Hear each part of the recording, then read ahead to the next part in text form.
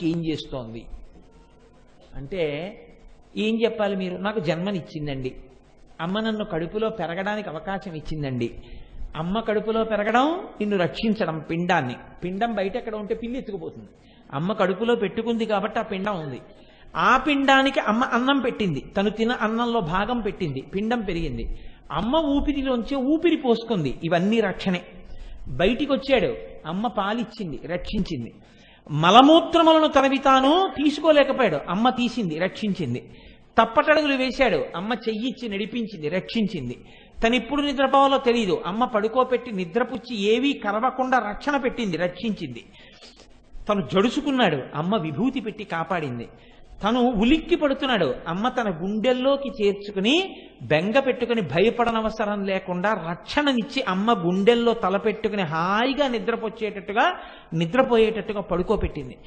వాడు ఎందుకో కొన్ని అవయవములలో కొద్దిగా బలహీనంగా ఉన్నాడు అని అమ్మకు అనిపించింది. అమ్మ ఉపవాసం చేసి అభిమంత్రించి రుద్రాక్ష తెచ్చి కట్టింది, అమ్మ రక్షించింది. అమ్మ అన్న మాటకు అర్థం రక్షణ ఒక్కటే. అమ్మ అన్న మాటకి రక్షణ తప్ప భక్షణ తెలియదు. అమ్మకి తినడం తెలియదు, అమ్మకి తినిపించడమే తెలుసు, అమ్మకి రక్షించడమే తెలుసు. అమ్మకి రక్షించడమే తెలుసు అని నువ్వు అనుకుంటే నిన్ను పెంచినటువంటి అమ్మ పెంచడం అంతా రక్షించడం అంతా చేతులతోటే ఉంది. పాలు అమ్మ స్తన్యములలోంచి ఇచ్చినా ఎత్తి పడుకోబెట్టుకున్నది చేతులతోనే కదా.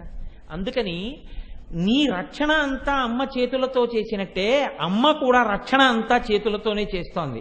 నీ అజ్ఞానాన్ని అమ్మ క్షమించడం రక్షణ అయితే నువ్వు ఇన్నాళ్ళ చేతుల వైపుకు చూడకపోయినా ఇప్పుడు చూడడం తెలిసి నువ్వు వైకలభ్యాన్ని పొందుతున్నా ఇంకా నిన్ను దగ్గరికి లాక్కోవాలని ఆ చేత్తోనే పట్టుకుని దగ్గరికి లాగుతోంది.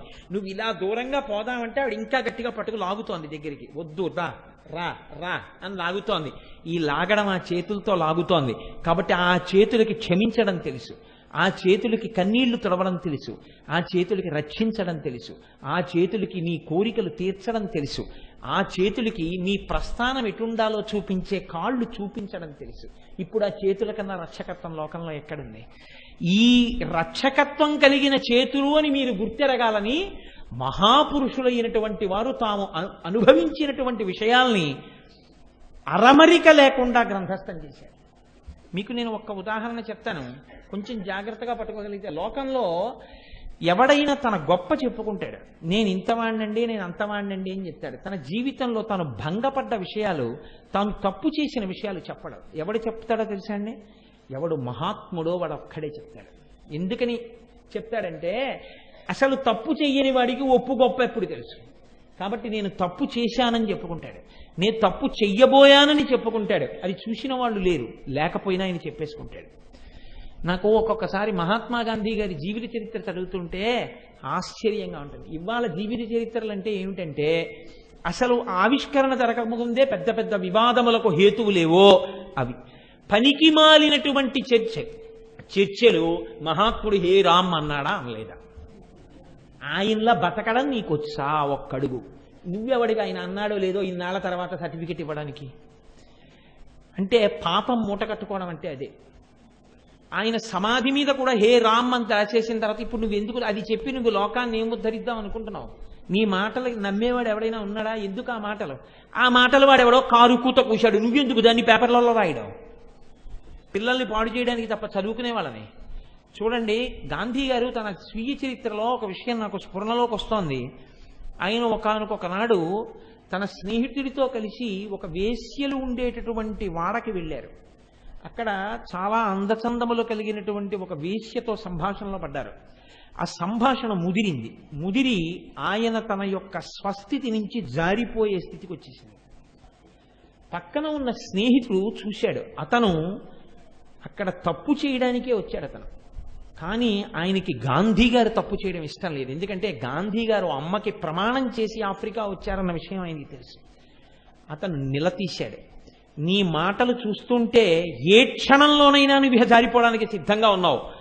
జారిపోయిన ఉత్తర క్షణంలో గాంధీ ఒకటి గుర్తుపెట్టుకో, ఇక నీ జీవితంలో నువ్వు ఈ శరీరం ఉండగా అమ్మకిచ్చిన మాట నిలబెట్టానన్న మాట మాత్రం నువ్వు అనలేవు. అలా జీవితాంతం అనిపించుకోవాలంటే ఒక్క క్షణం ఇక్కడ ఉండకు, లేచెళ్ళిపోన్నాడు.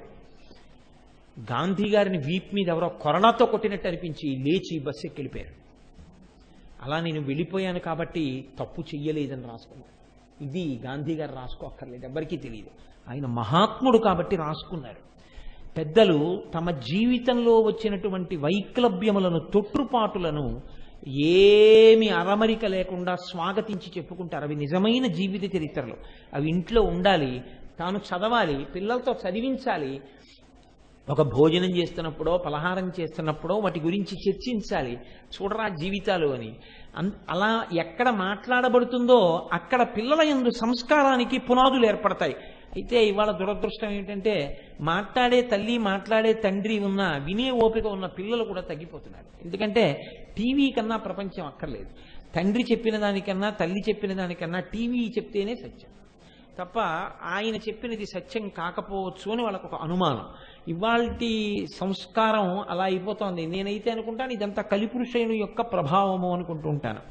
కాబట్టి చూడండి, మహాత్ముడైనటువంటి వ్యాసుడు భంగపడ్డాడు. వ్యాసుడి కన్నా గొప్పవాడు ఉన్నాడండి లోకంలో. వ్యాసుడంటే అష్టాదశ పురాణ కర్త. ఇప్పుడు మీరు ఏ లలితా సహస్రనామ స్తోత్రం చెప్పుకుంటున్నామో ఆ లలితా సహస్రనామ స్తోత్రాన్ని బ్రహ్మాండ పురాణాంతర్గతంగా మనకి అందించినటువంటి మహాపురుషుడు. అటువంటి మహాపురుషుడు వేద విభాగం చేసినవాడు, అష్టాదశ పురాణములు ఇచ్చినవాడు, బ్రహ్మసూత్రములకు భాష్యములు ఇచ్చినవాడు ఒకానొకప్పుడు తప్పటడిగేశాడు. ఆ తప్పటడికి ఫలితం ఏమైందో తెలుసా అండి? ఆయన జీవితంలో ఆయన కాశీ పట్టణానికి వెళ్ళలేదు. ఎంత పెద్ద తప్పు చేశారంటే ఆయన స్వయంగా తన జీవితంలో జరిగినటువంటి సందర్భాన్ని ఆయనే చెప్పుకుంటే కాశీఖండంలో శ్రీనాథుడు దాన్ని ప్రస్తుతి చేశాడు. దాంట్లో ఉండేటటువంటి నీతిని మీరు గ్రహించవలసి ఉంటుంది. ఆయన ఒకానొకప్పుడు కాశీపట్టణంలో సంతోషంగా గడుపుతున్నారు, హాయిగా తపస్సు చేసుకుంటూ. ఆయన ప్రారబ్ధ కర్మ ఏమిటో 7 రోజులైంది. ఎక్కడికి వెళ్ళి భవతి భిక్షాందిహి అన్న పట్టెడన్నం దొరకలేదు. 7 రోజులు ఆకలితో అలమటించిపోయారు. జైమిని, పైలుడు మొదలైన శిష్యులందరూ కూడా ఉన్నారు. 7వ రోజు కూడా ఇవాళ అన్నం దొరకకపోతే మాత్రం నేను అంగీకరించనని బయలుదేరాడు. ఇంతటి మహాజ్ఞాని. మధ్యాహ్నం అయింది, ఒక వీధిలోకి వెళ్ళి ఇళ్ల ముందు నిలబడి భవతి భిక్షాందేహి, భవతి భిక్షాందేహి అంటూ తిరుగుతున్నాడు. ఎవ్వరూ అన్నం పెట్టలేదు. ఆ భిక్షాపాత్రని తీసి కనుబొమలు ధనస్సుల్లా ఉంచి ఈ కాశీపట్టణాన్ని శపిస్తానని శపథం చేసి భిక్షాపాత్రని చేసి రాతికేసి కొట్టాడు. అది ముక్కలైపోయింది. భిక్షాపాత్ర అంటే ఇంకా దానికన్నా అహంకార పరిత్యాగం చేయడానికి వేరే వస్తువు ఉండదు కదండి. గోచీ పెట్టుకున్నవాడు ఐశ్వర్యం గురించి మాట్లాడడం ఎందుకు? అది ఎటువంటిదో భిక్షాపాత్ర ఉన్నవాడికి అహంకారం ఉండడం అటువంటిది. ఆయన పట్టుకున్నదే భిక్షాపాత్ర, ఇంకా మళ్ళీ అహంకారం ఏమిటి? అంటే భిక్షాపాత్ర పట్టుకున్న వాడికి అహంకారం వచ్చిందంటే ఎంత గమ్మత్తుగా వచ్చిందో చూడండి. అది తన జీవితంలోనే చెప్పుకున్నాడు వ్యాసుడు. ఈ భిక్షాపాత్రని రాతికేసి కొట్టాడు. 100 వక్కలైపోయింది. వక్కలైపోయిన తర్వాత అప్పుడు చేతిలోకి నీళ్లు పోసుకుని కాశీ పట్టణాన్నంతటినీ శపిస్తున్నాడు. ఏమని? ధనము లేకుండెదరు 3 తరములందు, 3 తరములు చెడుగాక మోక్షలక్ష్మి, విద్యయును 3 తరములు వెడలవలయు, పంచజనులకు కాశికా పట్టణమున అన్నాడు. ఈ కాశీ పట్టణానికి ఎవరైనా వచ్చి అడుగు పెట్టారో వాళ్ళకి 3 తరాల పాటు ఇంకా ధనము లేకుండా దరిద్రులైపోదురుగాక. కాశీ పట్టణంలో ఎవరైనా అడుగు పెట్టాడో వాడికి 3 తరాల వరకు మోక్షం రాకుండుగాక. ఇక్కడ ఎవరైనా అడుగు పెట్టాడో 3 తరాలు నిరక్షర కుక్షులైపోదురుగాక, అక్షరము రాకుండా వాళ్ళ వంశం అయిపోవుగాక 3 తరములు. పంచజనులకు కాశికా పట్టణమున, ఇది ఎవరైనా సరే పంచజనుల్లో అందరికీ కాశీ అంతే, అంతటి నిర్భాగ్య స్థితికి కాశీ జారిపోవుగాక అని శపిస్తున్నాడు.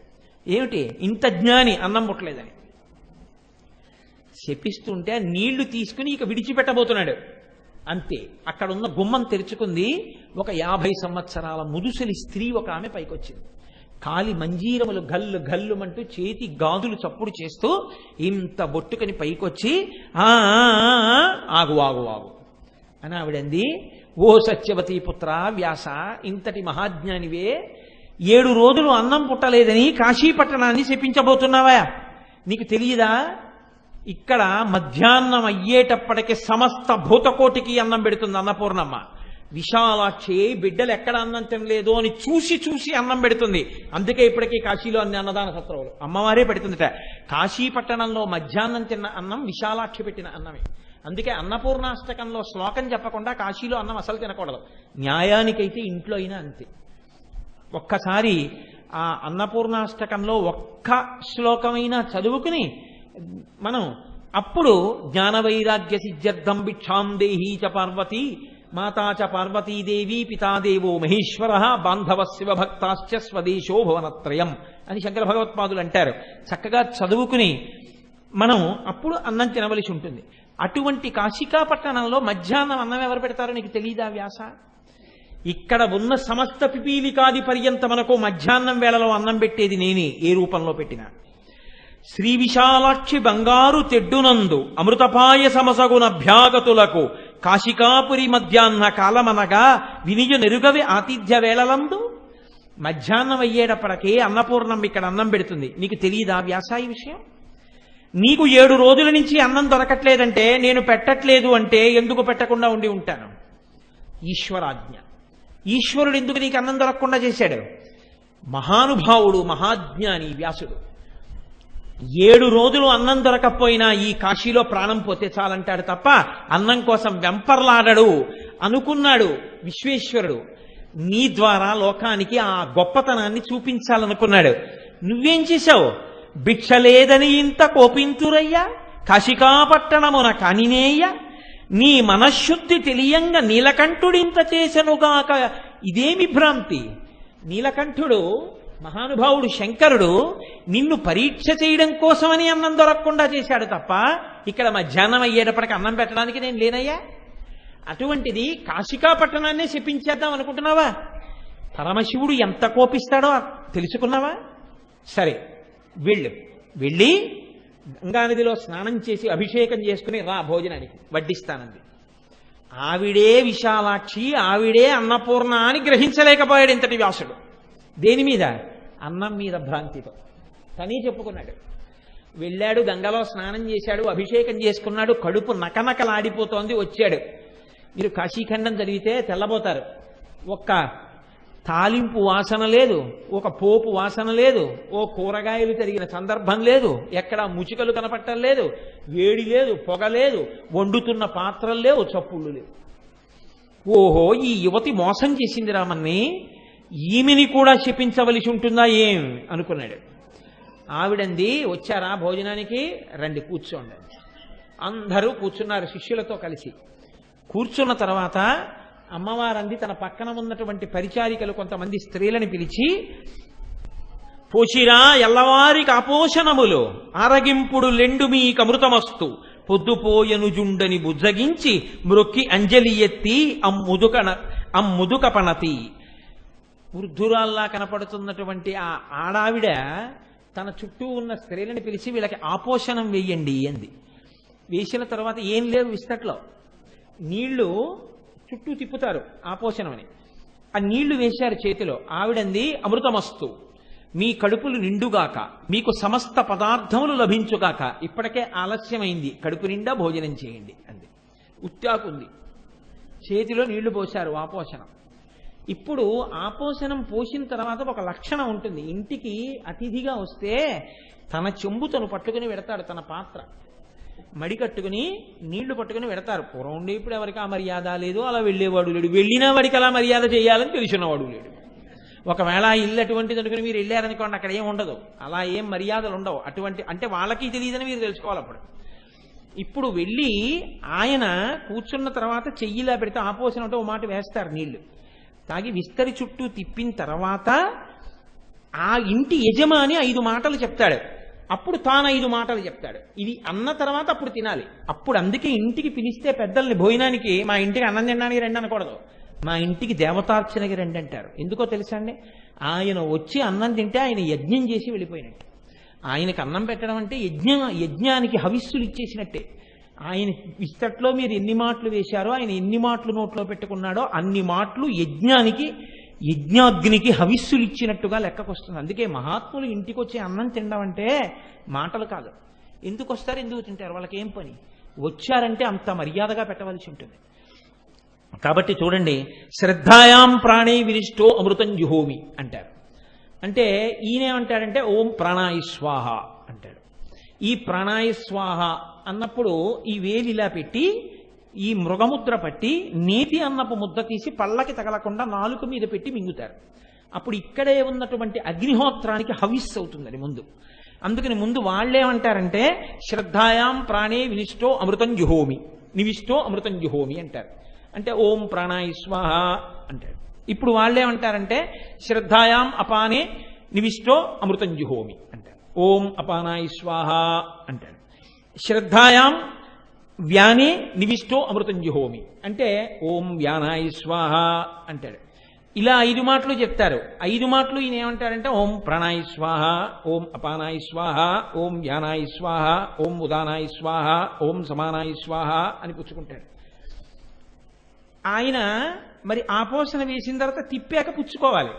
ఆవిడంది అక్కడ నిలబడి శ్రద్ధాయాం ప్రాణే నివిష్టో అమృతం జుహోమి అంది. శ్రీనాథుడి కవిత వైచిత్రండి. అంటే అమ్మ ఇంత తప్పు చేసినా అన్నం పెట్టింది, అయ్య మాత్రం ఇంకా క్షమించలేదు. మీరు చూడండి గమ్మత్తు. అమ్మ కారుణ్యం అంటే ఏమిటో చూపిస్తున్నాడు వ్యాస భగవానుడు, చూపిస్తున్నాడు శ్రీనాథుడు కాశీఖండంలో. మదన సంజీవని మదనహరుడు, ఈయన మన్మధుణ్ణి కాల్చి చంపేశాడు. కాల్చి చంపేసిన మన్మధుణ్ణి బతికించింది ఆవిడే. ఎంత గొప్పగా చెప్తున్నాడో చూడండి. అమ్మంటే ఎలా ఉంటుందో అయ్యంటే ఎలా ఉంటాడో చూపిస్తున్నాడు. ఇది పద్యరచన అంటే, ఇది హృదయం అంటే. నాగేంద్రని భయాన నాగకుండలధారి, ఈవిడ నడిచేస్తుంటే ఏనుగు నడిచేస్తున్నంత మందంగా అంత అందంగా ఉంది. ఆయన చెవులకి కూడా పిల్లపాములు నెట్టుకున్నాడు. అంటే భుస్ భుస్ లేని ఉన్నాడు. భువనమోహన గాత్ర, భువనకర్త. ఆవిడ భువనములన్నీ ఇలా చూడగానే అబ్బా నా తల్లి అనిపించి పొంగిపోయే రూపంతో ఉంది. ఆయన లోకములను నడిపించే దక్షత ఉన్నవాడు. అంటే ఎక్కడ తప్పు జరిగిందో అక్కడ శిక్ష కూడా వేస్తాడు. భువనకర్త. గిరిరాజ కన్యక, గిరిరాజ నిలయుండు. గిరిరాజ కన్యక, ఈవిడ పర్వతరాజుకు పుత్రి. ఓ పర్వతానికి కూతురుగా పుట్టిన దయామయి కోరినందుకు. ఆయనో గిరిరాజ నిలయుండు, కైలాసంలో పడుకుంటాడు. పడుకుని లోకాలన్నింటినీ చూస్తూ ఉంటాడు. రక్షణ శిక్షణ రెండూ చూస్తాడు ఆయన. ఆవిడో రక్షణ చూస్తుంటుంది, అమ్మ కాబట్టి. సర్వాంగ సుందరి, సర్వగురుడు. ఆవిడ సర్వాంగ సుందరి, ఈయనో సర్వగురుడు, గురువులకి గురువు. వ్యాసుడు లోకానికి గురువు. కూర్చుంటే వ్యాసుడికి నమస్కారం చేసి మొదలు పెడతాం. గురువులకి గురువు అంటే గురువు మార్గం తప్పితే శిక్షించి గురువును కూడా మార్గంలో పెట్టేవాడు ఆయన, సర్వగురుడు. అంటే చెప్పకుండా ఏం చెప్పేస్తున్నాడు దీంట్లో? ఇంత తప్పు నేను చేసినా కాశీపట్టణాన్ని శపిస్తానని నేనన్నా అన్నం పెట్టింది ఆవిడే. అలాగే చూస్తోంది ఆవిడే. ఈయన మాత్రం కొంచెం బుస్సు అంటున్నాడు, కాశీపట్టణాన్ని శపిస్తానన్నావని. ఇప్పుడు వచ్చి అన్నాడు, ఏరా నువ్వేనా కాశీపట్టణాన్ని శపిస్తానన్నావుట? కాశీ ఎవరో తెలుసా? నా భార్య. పరమశివుడికి పార్వతీదేవి మాత్రమే భార్య అనుకుంటారు. ఆయన అన్నాడు, నాకు పార్వతీదేవి ఒక్కతే భార్య కాదు, నాకు పార్వతి, కాశీపట్టణంలో ప్రవహించేటటువంటి గంగానది, కాశీపట్టణం, దక్షారామ క్షేత్రం, ఈ నలుగురు నా భార్యలే అన్నాడు ఆయన. అంటే భార్య ఎంత ప్రీతిపాత్రమో పరమశివుడికి 4 క్షేత్రాలు అంత ప్రీతిపాత్రం. ఎవడు రానా భార్య జోలికి వచ్చినవాడు నా భార్యనే శపిస్తానన్నావుట, నువ్వు కాశీపట్టణాన్ని అనలేదు. అంటే కాశీ ఎంత గొప్పదో మీరు ఆలోచించండి. ఎవడు రానా భార్యని శపిస్తానన్నవాడివి నువ్వేనా? ఉత్తరక్షణం నీ శిష్యులతో కలిసి కాశీ విడిచిపెట్టి వెళ్ళిపో. వెళ్ళకపోయావో పడిపోవాలంటే అడుగులు లేచిపోయి ఇక్కడి నుంచి. నువ్వు వదలకపోతే నీ మెడ పట్టి నీ ముఖాన్ని బండకేసి ముక్కలు చేసేస్తానన్నాడు. అంతే. అప్పుడే అన్నం తిని కూర్చున్న వ్యాసుడు లేచి వెనక్కి తిరిగి వెళ్ళిపోతూ ఏడిచాడు కాశీ వంక చూసి. ఆ పద్యాలు చదువుతుంటే గుండెలు కదిలిపోతాయి నిజంగా. మహానుభావుడు అగస్త్య మహర్షి కనపడి అడుగుతారు, ఏమయ్యా ఏం తప్పు చేశావు? లోలార్కుడికి కోపం వచ్చిందా? డుంటి గణపతికి కోపం వచ్చిందా? వీరభద్రుడికి కోపం వచ్చిందా? విశాలాక్షిని మర్యాద చేశావా? ఎందుకు కాశీ వదిలేవని అడిగారు. కాబట్టి ఇప్పుడు ఏడుస్తూ వెళ్ళిపోతున్నాడు వెనక్కి తిరిగి. శివుడు అలాగే చూస్తున్నాడు. జీవితంలో శివానుగ్రహం పోయింది. శాపాలలో పరమ భయంకరమైన శాపం ఏమిటో తెలుసా అండి? శాపాలలో కల్లా గొప్ప శాపం ఏది అంటే నీకు శివభక్తి లేకుండుగాక. ఇది మొదటి శాపం. రెండో పెద్ద శాపం ఏమిటో తెలుసా అండి? నీ ఇంట జిల్లేడు మొక్క పుట్టుగాక. ఈ రెండింటికి నేను వ్యాఖ్యానం చేయను, అవి పరమ భయంకర శాపాలని మీరు తెలుసుకుంటే చాలు. అందుకే ఇంట జిల్లేడు మొక్క పుట్టకూడదు, ఇంటి లోపల బయట మనిషి జీవితంలో శివభక్తిని పోగొట్టుకుని ఉండకూడదు. అందుకే చేతులారంగ శివుని పూజింపడేని, నూరు నవ్వంగ హరికీర్తి నుడువడేని, దయయు సత్యంబు లోనుగా తలపడేని, కలుగనీటికి తల్లుల కడుపు చేటు అంటారు మహానుభావుడు పోతన గారు. కాబట్టి చూడండి, ఇప్పుడు ఏడుస్తూ వెనక్కి తిరిగి వెళ్ళిపోతున్నాడు. జీవితంలో పోయింది శివానుగ్రహం.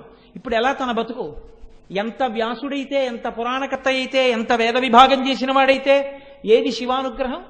ఏడుస్తూ వెనక్కి తిరిగి వెళ్ళిపోతున్నాడు. పరమశివుడు పక్కనే ఉన్నా అమ్మవారు పెద్ద అరుపరిచిందిట. వ్యాసుణ్ణి చూసి అంది, ఏమయ్యా బెంగ పెట్టుకుని వెళ్ళిపోతున్నావా? నువ్వు అలా బెంగ పెట్టుకుని వెళ్ళక్కర్లేదు. వెరవకుమో కుమార 10,000 విధంబులనైన నిన్ను నే మరువా. ఎలా అంటోందో చూడండి. వెరవకుమో కుమార, ఓ కొడుకా ఏం బెంగ పెట్టుకోకు అంటే ఇప్పుడు ఆవిడెవరు? అమ్మ. అమ్మకి బాధ ఎప్పుడో తెలుసా అండి? పిల్లాడు ఏడుస్తుంటేనే, అయ్యో వాడు ఏడుస్తున్నాడండి అంటుంది. ఎంత తప్పు చేశాడని శివుడు ఇలా నిలబడ్డా ఆవిడ మాత్రం పక్కన శివుడు ఉన్నాడని కూడా భయపడలేదు. వెరవకుమో కుమార, పిల్లాడా ఏడవకు, ఏం బెంగ పెట్టుకోకు. 10,000 విధంబులనైన నిన్ను నే మరువ. 10,000 రకాలవని అంటే ఏమిటి? శివుడికి కాషనాడరు. నువ్వు ఎన్ని తప్పులు చేసినా నీ ప్రేమ ఏమిటో నాకు తెలుసు, నిన్ను నేను మర్చిపోను రే. ఏమంటే చూడండి, వాడు ఎంత ఏడుస్తున్నాడో మీరు వెళ్ళిపోమన్నారని. వాడికి ప్రేమ లేకపోతే ఎందుకు ఏడుస్తాడు? ఏదో కోపం వచ్చింది, అన్నం దొరకలేదని చెప్పించపోయాడు, దానికి కాశీ వదిలి వెళ్ళిపోమన్నారు మీరు. ఎంత ఏడుస్తూ వెళ్ళిపోతున్నాడో చూడండి అని. 10,000 విధంబులనైన నిన్ను నే మరువ మారేడ కుంజనుట మాని. శివుడు వెళ్ళిపోమన్నాడు కదా అని ఎక్కడికన్నా వెడతాననుకుంటావేమో, ఇంకెక్కడికి వెళ్ళకో అందావిడ. శివుడు లేని చోటు ఎక్కడుంది వెళ్ళడానికి? కాబట్టి బాగా జ్ఞప్తికి తెచ్చుకో. ఎక్కడికో వెళ్ళిపోతాను, నేను ఎక్కడ బతుకుతాను? శివుడులోని చోటుకు వెళ్ళిపోతాను, శివుడు లేని చోటు వెతుక్కుంటాను. ఈ మాటలు నోట్లోంచి రానివ్వకో. అంటే శివభక్తిని వదలకు. ఇది అగ్ని పరీక్షగా పెట్టుకో. శివుడి పాదాలే పట్టుకో గట్టిగాను. సుఖంబున దక్షమాటి కిందొరగలిగొన్న సమ్మదముతో గమనింపము. ఇక్కడి నుంచి దక్షారామం వెళ్ళిపో, నీకేం పర్వాలేదు. ఇక్కడ ఇలా నించున్నాడే త్రిశూలం పట్టుకుని, ఈయన బహుప్రసన్నమూర్తి దక్షారామంలో. ఈయన రహస్యాలు ఆవిడ చెప్పేసింది పక్కన నించుని. నీకేం భయం లేదు, దక్షారామం వెళ్ళి పూజ చేయి. ఈ శివుడే ప్రసన్నుడై మళ్ళీ నీకు దర్శనమిచ్చి నిన్ను గుండెల మీద పెట్టుకుంటాడు. నీకేం భయం లేదు. కాబట్టి గమనింపుము భీమనాయకుండరగొరలేని వేల్పు నిఖిలాభ్యుదయంబులు నీకు నయ్యడం. ఆ దక్షారామ భీమేశ్వరుడున్నాడే, ఆయన అరగొరలేని వేల్పు. ఆయనకు అసలు కోపం అన్నది లేదు. ఎంత ప్రసన్నమూర్తో, ఎంత సంతోషంగా ఉంటాడో ఈయనే అక్కడ అలా ఉంటాడు.